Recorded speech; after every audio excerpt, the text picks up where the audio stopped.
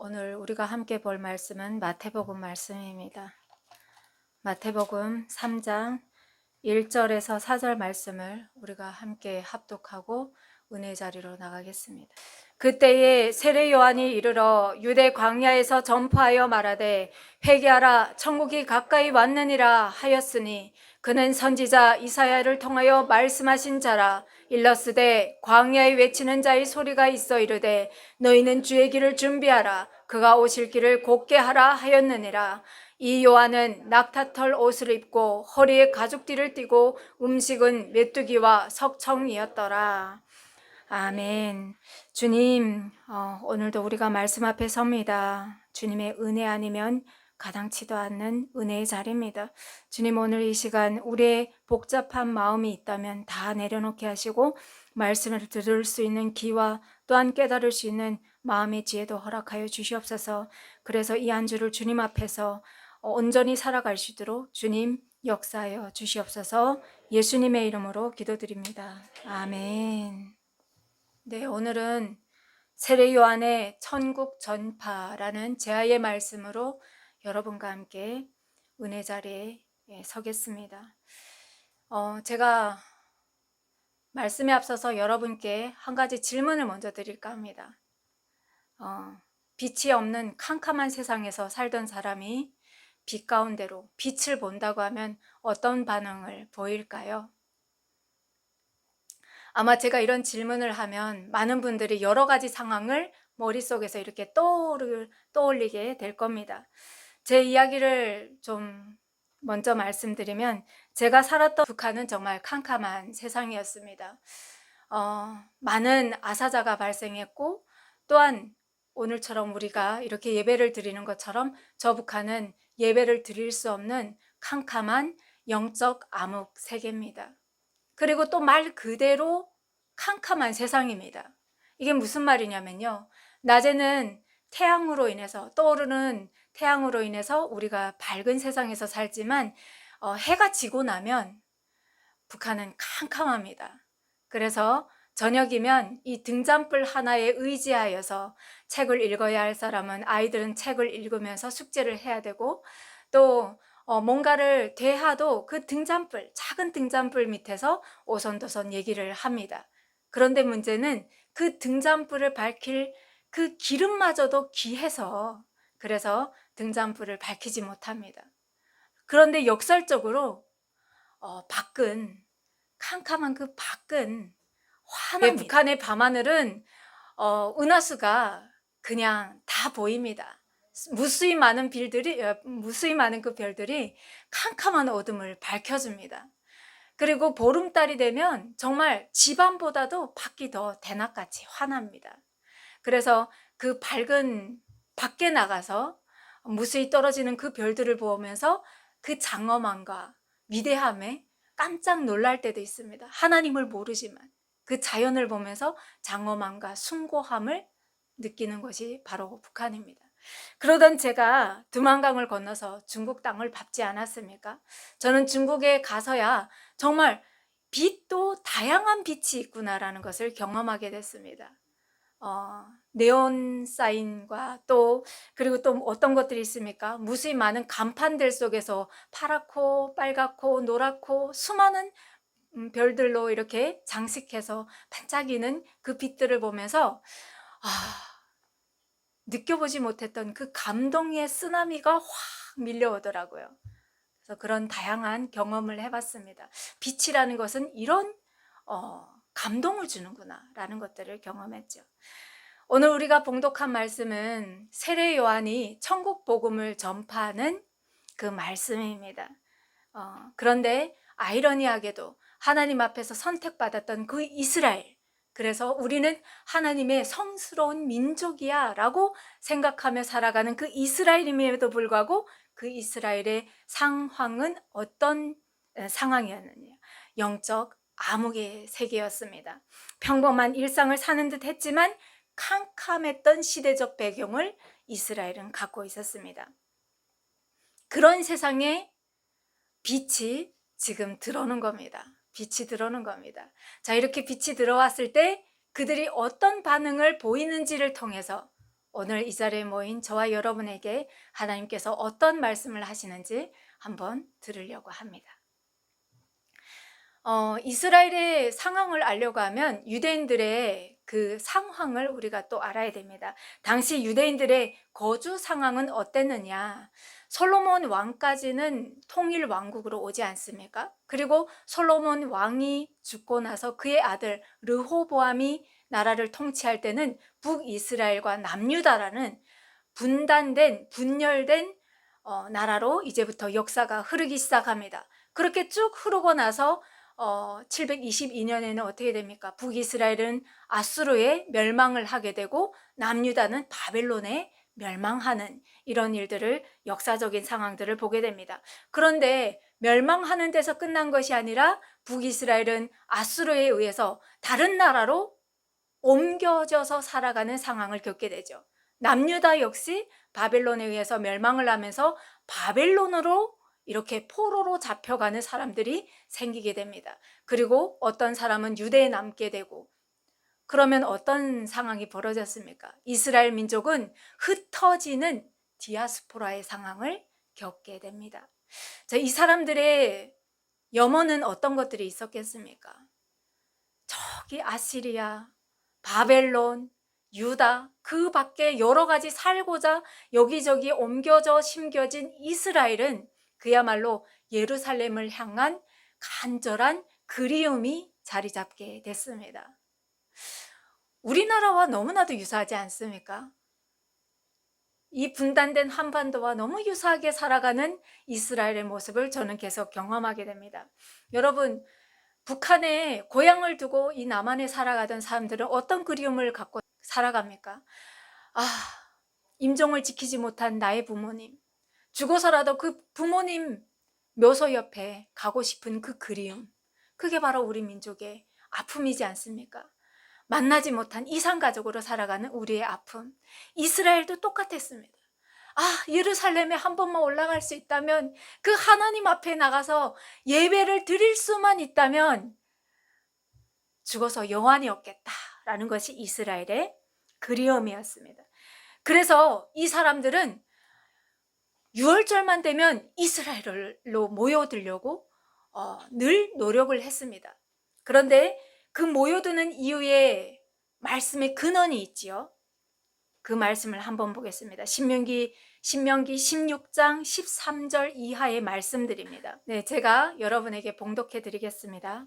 너희 타작마당과 포도주 틀에 소출을 거두어 들인 후에 이래 동안 초막절을 지킬 것이요.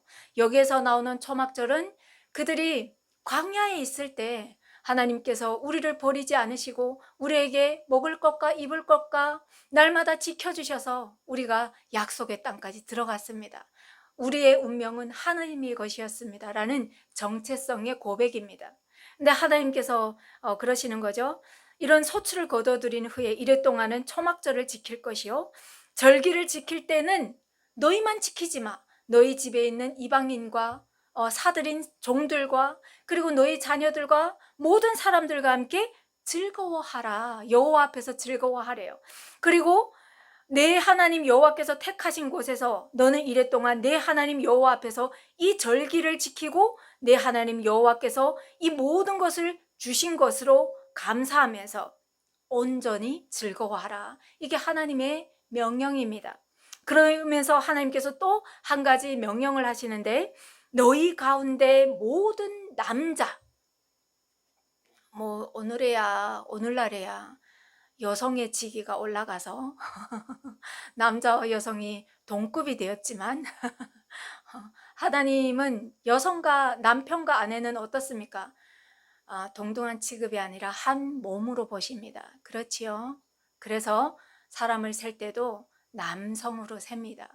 그래서 하나님께서 말씀합니다.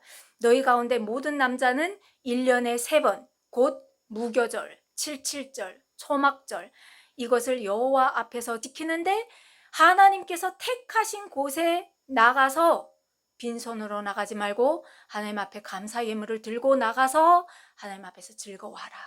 이것이 하나님의 명령입니다.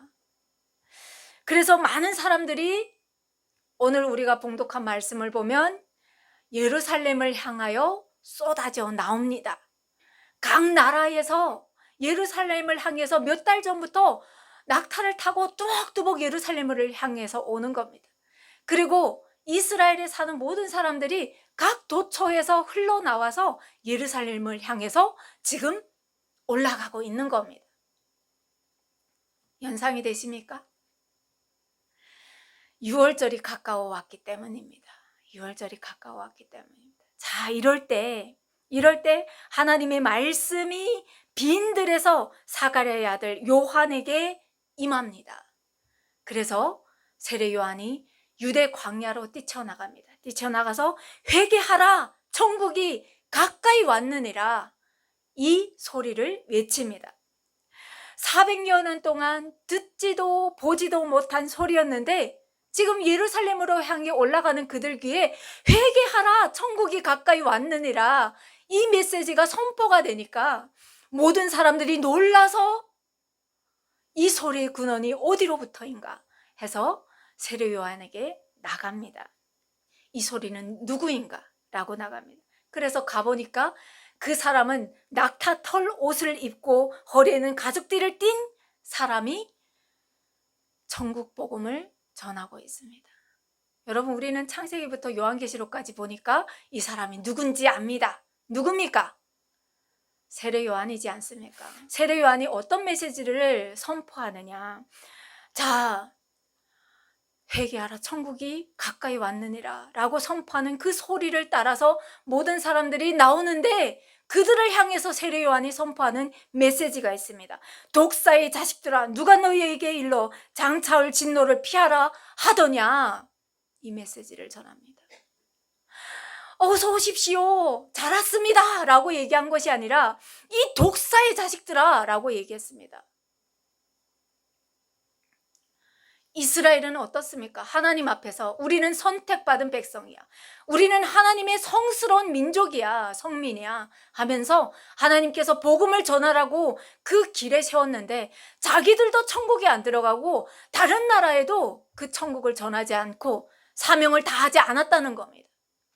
그래서 세례 요한이 그들 앞으로 나오는 그들에게 이 독사의 자식들아 라고 얘기했다는 겁니다. 여러분, 우리는 어떻습니까?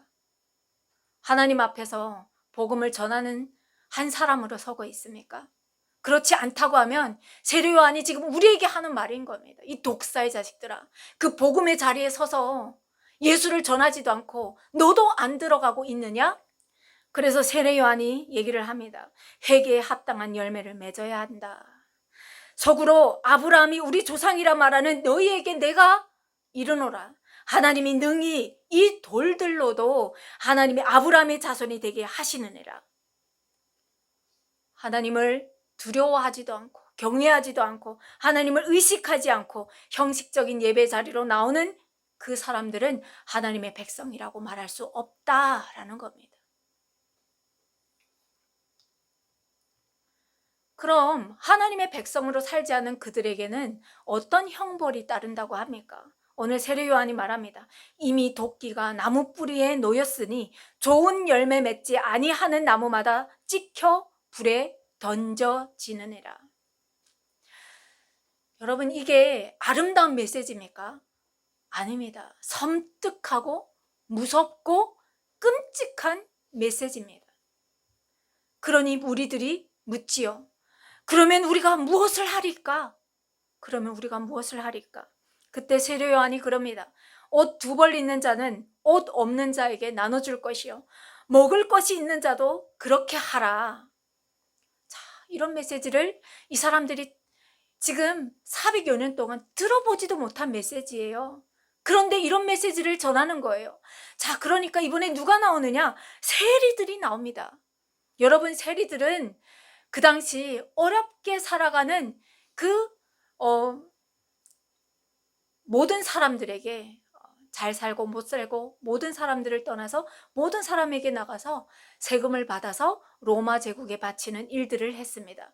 그러니 가난한 사람들은 그 세리들을 보면서 예뻐했겠습니까? 칭찬했겠습니까? 아닙니다. 너희는 매국노야. 너희는 나쁜 놈이야. 너희는 피 빨아먹는 정말 그런 나쁜 놈이라고 이러면서 저주하고 손가락질하고 그런 수모를 당하면서 살아가는 사람들이 바로 세리였습니다. 그런데 그런 세리들이 세리 요한의 메시지를 듣고 가서 묻는 겁니다. 우리는 선생님이요, 우리는 무엇을 하면 됩니까? 라고 묻습니다.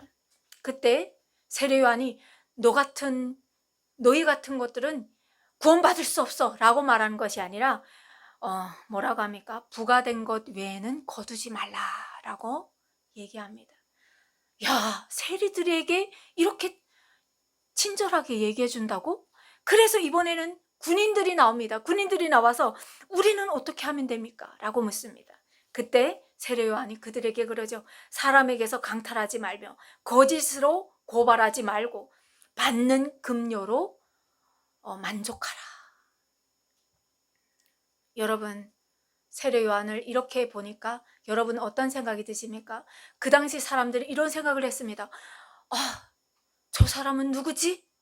저 사람의 즉 권위는 어디로부터 오는 거지? 저 사람은 누군가? 우리가 기다리는 그 사람인가? 라고 생각하게 되었습니다. 여러분은 세례 요한을 보면서 이 사람의 이 권위, 권세 어디로부터 주어진다고 생각하십니까? 네, 하나님으로부터 주어지는 겁니다. 이 세례 요한은 600여 년 전에 이사야의 책에 쓴 바 광야에서 외치는 자의 소리가 있어 이르되 너희는 주의 길을 준비하라. 그의 오실 길을 곧게 하라. 모든 골짜기가 메어지고 모든 산과 모든 작은 산이 낮아지고 그분 것이 곧아지고 험한 길은 평탄하여 질 것이요 모든 육체가 하나님의 구원하심을 보리라. 주님께서 오실 길을 예비하는 자로 예언된 선지자입니다. 그래서 하나님께서 말라기 구약의 마지막 선지자 말라기 때 보내마라고 약속하신 선지자가 바로 이 세례 요한이지 않습니까? 그러니 이 사람의 권세는 하나님으로부터 부여된 권세입니다. 그런데 그 당시 사람들은 400여 년 동안 듣지도 못한 이 메시지를 들으니까 가슴이 뛰는 거예요. 막 벅차오르는 거예요. 그래서 이 사람들은 그럽니다. 혹시 이 사람이 그리스도인가? 라고 생각합니다. 우리는 2000년이 지난, 몇천 년이 지난 지금도 들어도 이런 메시지를 들으면 가슴이 벅차오르지 않습니까? 사람들의 이런 마음을 헤아려서 세례 요한이 그럽니다. 나는 물로 세례를 너희에게 베풀거니와 나보다 능력이 많으신 이가 이제 오신다. 나는 그의 신발 끈을 풀기도 감당하지 못하겠노라 라고 세례 요한이 말합니다. 더 크신 이가 이제 올 거야. 희망의 메시지를 전하는 거예요. 이걸 가지고 감동받을 필요가 없어. 더 큰 이가 와. 그분은 성령과 불로 너희에게 세례를 베푸실 것이요 손에 키를 들고 자기의 타작마당을 정하게 하사 알곡은 모아 곡간에 들이시고 쭉정이는 꺼지지 않는 불에 태우시리라. 이런 메시지를 전합니다. 여러분, 준비된 사람은, 하나님을 기다리는 사람은 이 메시지가 너무나도 소망이 되고 기쁨이 되고 은혜가 되지요. 그렇지만 그렇지 않은 사람들은 두려움과 절망과 정말 공포 가운데 이 메시지를 듣지 않겠습니까? 자, 이런 메시지를 막 세례 요한이 전하니까 사람들이 자석에 끌려 나가듯이 세례 요한에게로 나갑니다. 나가죠. 여러분, 그렇지만 이 당시에 세례 요한에게 끌려 나가는 이 사람들의 그 소망은 무엇입니까? 야, 우리가 듣도 보지도 못한 소리였어. 저 소리를 더 들을래. 라고 나가는 마음도 있었겠지만 이 사람들의 그 마음의 중심에는 영혼 소생에 대한 간절한 애틋함이었습니다. 이 사람들은 자기들의 영혼이 죽어 있다는 것을 알았어요. 왜냐하면 세례 요한의 이 메시지를 듣는 순간 내가 막 소생하는 것을 경험하게 되죠. 여러분, 이게 중요합니다. 이게 중요합니다. 여러분이 말씀 앞에 나가는데도 감동이 없고 이 마음이 격동함이 없다고 하면 여러분은 다시 한번 하나님 앞에서 회개해야 합니다. 사람이 하나님 앞에서 완전히 끊어지고 하나님과 완전히 관계없는 사람이 되면 말씀을 들어도 가마 감동이 없습니다. 눈물이 말라버리는 거예요. 그런데 이 사람들은 이 메시지를 듣는데 깨어나는 거예요. 그래서 하나님 앞에 그 하나님을 찾게 되는 거예요. 그래서 하나님을 찾아서 나가는 거예요. 겉으로는 종교도 가득했고 매일 예배를 드렸지만 이들의 속은 공허했다는 겁니다. 제사를 매일 드렸지만 허무했고 절기를 지켜도 공허했고 성전에 올라가도 거기에서 하나님을 찾지 못했던 겁니다. 그런데 광야에서 회개하라 라는 메시지를 듣는 순간 이 사람들의 마음에는 격동함이 일어나기 시작했다는 거예요. 막 가슴이 뛰기 시작했다는 거예요. 그러면서 이 사람들은 자기 영혼을 찢기 시작했습니다. 그래서 그 요단강에 들어가서 뭘 했겠습니까? 우리는 죄인입니다 라는 것을 자복하지 않았겠습니까? 그러면서 세례를 받았겠죠. 제가 서두에 빛을 이렇게 예화로 들면서 그 빛마저도 사람에게 감동을 주더라 라는 메시지로 시작을 했습니다. 그런데 여러분, 그 빛은 진짜가 아닙니다. 왜냐면요, 그 빛은 잠깐 사람을 황홀하게 할 수도 있고 감동을 줄 수도 있습니다. 그렇지만 그 빛은 사람의 영혼을 깨우지 못하고 사람의 영혼을 소생시킬 수가 없습니다. 그런데 여러분 가만히 생각해 보십시오. 모든 사람은 빛을 찾습니다. 어떤 사람은 돈을 찾고요. 어떤 사람은 성공을 찾습니다. 어떤 사람은 명예와 또 뭘 찾습니까? 권력을 찾아서 헤매기도 합니다. 그런데 그런 인류의 세례 요한이 선포하는 겁니다. 진짜 빛이 오신다 라고 선포하는 겁니다. 그 빛은 예수 그리스도입니다 라고 선포하는 겁니다. 사람들은 회개를 착하게 사는 것으로 오해를 많이 합니다. 그런데 회개의 본질은요, 단순히 술을 많이 마시던 사람이 술을 끊는 것이 회개가 아니라 또 다른 사람을 비방하면서 욕을 많이 하던 사람이 입을 갑자기 멈추는 것이 회개인 것이 아니라 그 사람의 삶 가운데 하나님이 없었던 사람이 그 사람 가운데, 삶 가운데 주인을 하나님으로 모시는 것이 바로 회개입니다. 말하자면 방향 전환입니다.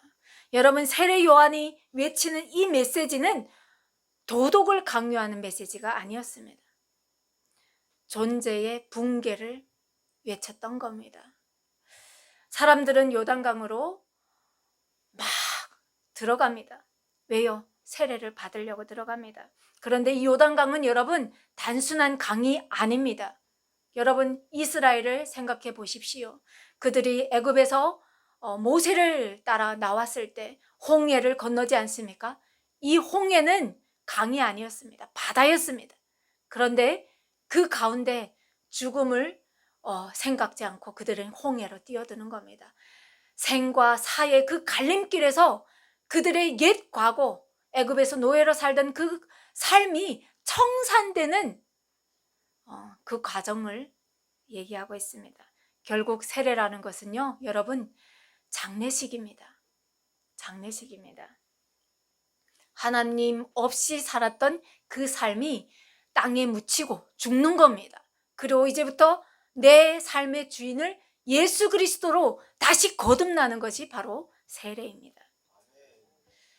세례 요한은 세리에게 이제부터 여러분은 이 세금을 걷는 일을 하지 마십시오. 이제부터 말하자면 신학교를 가십시오 라고 말한 것이 아닙니다. 뭐라고 말했습니까? 부가된 것 외에 더 거두지 말라. 너의 탐욕을 위해서 어려운 사람에게서 더 짜내지 말라는 말입니다.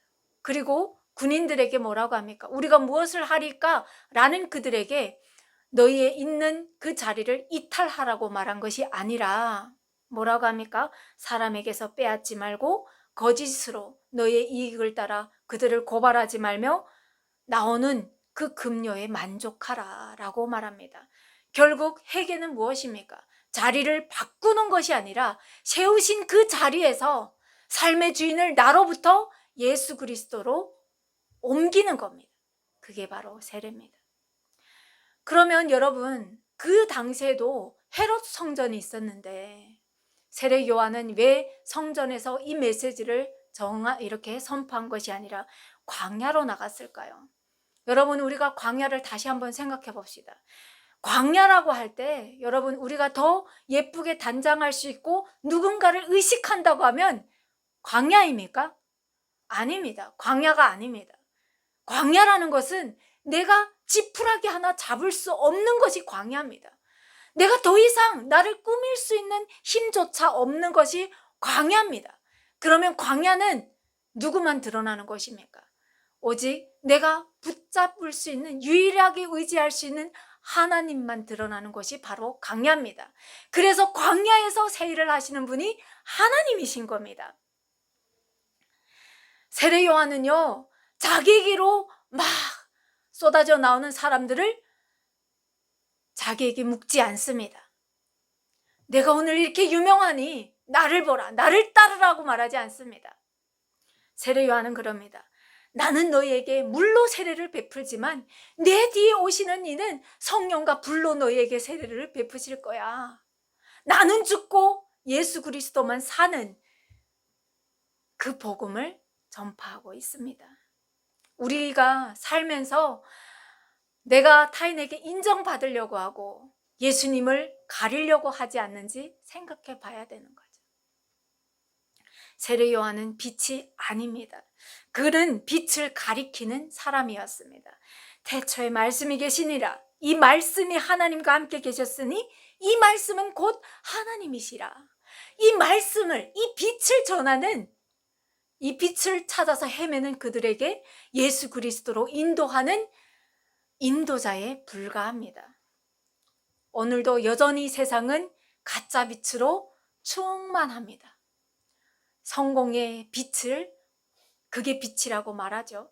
그리고 화려한 그 삶이 빛이라고 말합니다. 그리고 때로는 종교가 당신의 빛이라고 속삭이기도 합니다. 그렇지만 이것들은 영혼을 소생시킬 수가 없습니다. 오직 예수 그리스도만이 우리의 영혼을 소생시킬 수 있습니다. 그러면 우리가 물어야겠죠. 나는 예수 그리스도로 소생하기를 원하는지, 아니면 명예나 성공이나 돈이나 아니면 타인의 인정으로 내가 소생되기를 원하는지, 진짜 빛과 가짜 빛을 가려볼 수 있는지 물어야겠죠. 성경은 늘 말씀합니다. 광야는 실패의 자리가 아니라 우리가 진정으로 하나님을 만날 수 있는 자리라고 말씀하고 있습니다. 오늘 말씀을 정리하겠습니다. 세례 요한의 메시지는 단순한 도덕적 메시지가 아니었습니다. 어둠 속 인간의 영혼을 참빛 대신 그리스도께로 이끄시는 외침이었습니다. 오늘 말씀을 맺으면서 하나님께서 우리에게 어떤 메시지를 던지십니까? 오늘 이 시대에 21세기를 살아가는 저와 여러분을 각 처에 심어 놓으신 하나님의 뜻이 있다는 거겠죠.